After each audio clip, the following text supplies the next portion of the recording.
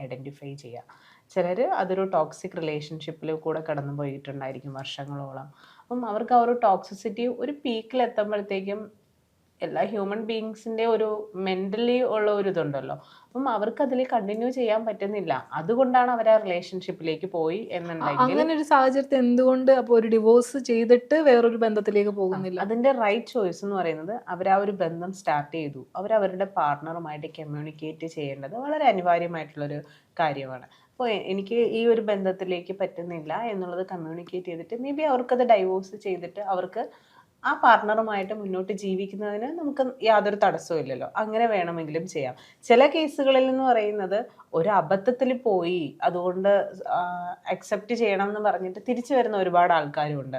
അത് അവർക്ക് അപ്പോഴുണ്ടായ ഒരു ശൂന്യതയിൽ അവർക്ക് തോന്നിയതായിരിക്കാം, അല്ലെങ്കിൽ ഒരു അവഗണനയിൽ തോന്നിയതായിരിക്കാം, അല്ലെങ്കിൽ അവരുടെ കാര്യങ്ങൾ കേൾക്കാൻ ഒരാളില്ലാത്തത് കൊണ്ട് അവർക്ക് തോന്നിയതായിരിക്കാം. അത് അവർക്ക് ഒന്നെങ്കിൽ അവർക്ക് ഒരാളോട് സെക്ഷലി തോന്നുന്ന ഒരു അട്രാക്ഷൻ, ഒരു സെക്ഷൽ റിലേഷൻഷിപ്പിന് വേണ്ടിയിട്ട് തോന്നിയതാകാം, അല്ലെങ്കിൽ ഒരു മെൻ്റൽ ബോണ്ടിങ് ഉണ്ടായിട്ട് പോയതായിരിക്കും. പക്ഷെ അവർക്ക് ആ ലൈഫിൽ അവർ സാറ്റിസ്ഫൈഡ് അല്ല. അവർ വൈഫിനോട് ഇതെല്ലാം ഏറ്റു പറഞ്ഞു ഇനി ഈ തെറ്റുകളിലേക്ക് പോകില്ല എന്നുള്ളൊരു അപ്പോളജി അവർക്ക് ചെയ്തു കഴിഞ്ഞാൽ ചില ലൈഫ് എന്ത് ചെയ്യും, അത് ഓക്കെ ആയി പോകും.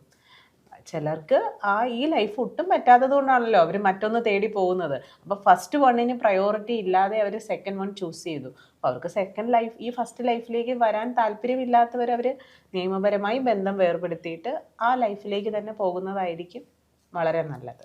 ഇങ്ങനെ ഒരു ബന്ധം ആണുങ്ങൾ ചെയ്യുമ്പോൾ അത് ക്ഷമിക്കണം, അത് മറന്നേക്ക് എന്ന് പറയുന്ന വീട്ടുകാർ തന്നെ ഇങ്ങനെ ഒരു ബന്ധം സ്ത്രീകൾ ചെയ്യുമ്പോൾ പിന്നെ അതൊരിക്കലും ഒരു തിരിച്ചു വരവ് സാധ്യമല്ലാത്ത രീതിയിൽ പറഞ്ഞു വെക്കുന്നത് എന്തുകൊണ്ടായിരിക്കും? അത് നമ്മുടെ സൊസൈറ്റിയിൽ പണ്ട് കാലം മുതലേ ബിൽഡ് ചെയ്ത് വെച്ചിരിക്കുന്ന ഒരു സിസ്റ്റമാണ്.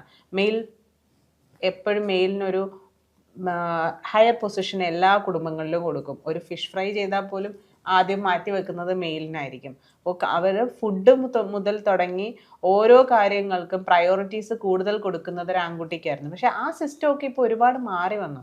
ഇന്ന് ആൺകുട്ടിയും പെൺകുട്ടിയും എല്ലാം വളരെ തുല്യരാണ്. അവർ ചെയ്യുന്ന ജോബ് പ്രൊഫൈൽ ആയിക്കോട്ടെ, അവർ ഇന്ന് സൊസൈറ്റിയിലുള്ള രണ്ടുപേരുടെയും വാല്യൂ ഈക്വലാണ്. അതുകൊണ്ട് എക്സ്ട്രാ മാരിറ്റൽ അഫെയർ ഇന്ന് സ്ത്രീകൾക്കുമുണ്ട്, അതേപോലെ തന്നെ പുരുഷനുണ്ട്. ഇതിൻ്റെ ഒരു പ്രോബ്ലംസ് രണ്ടുപേരെയും ബാധിക്കുന്നതാണല്ലോ. ഒരു ഫാമിലി എന്ന് പറയുന്നത് ഒരു സ്ത്രീയും